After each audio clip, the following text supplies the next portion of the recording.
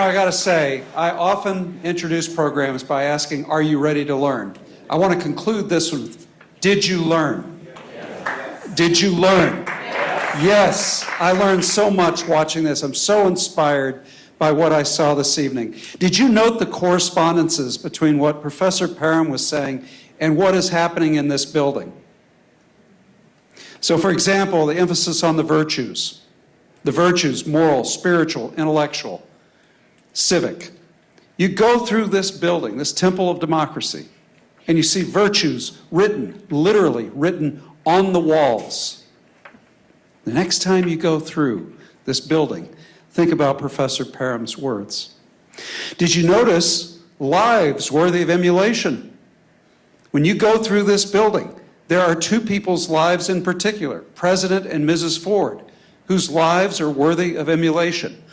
We saw again and again in Professor Parham's presentation the emphasis on a virtuous personal life in order to inspire others toward the common good. Those words came again and again in your presentation, the common good.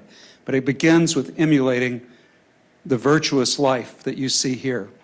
And just one third correspondence that I would point out.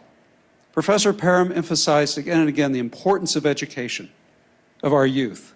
And when you go through this building, you're going through more than a mausoleum to the past. We have living education programs here. We have, for example, the DeVos Learning Center, in which Jeff Paulette and I and other people were trying to really instill some of the great lessons that are embodied in our best of our civic tradition, our history, in young people, the 10,000 people with whom we come in contact every year, a number we want to grow, by the way.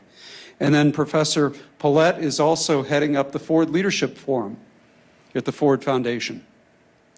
This is a program to reach college students and young professionals, not just here in West Michigan, but around the country. In fact, I see several Ford Forum fellows out there. I see Julian and I see Jonathan. I see Christine. I see a couple of more out there. Raise your hand if you're a Ford Forum fellow. Yes, Parham, you, and thank you so much. Think about it.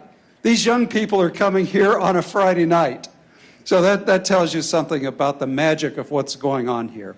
So between the virtues and lives to emulate and the living memorial, the best memorial we can give to President and Mrs. Ford is inculcating the virtues in the rising generation.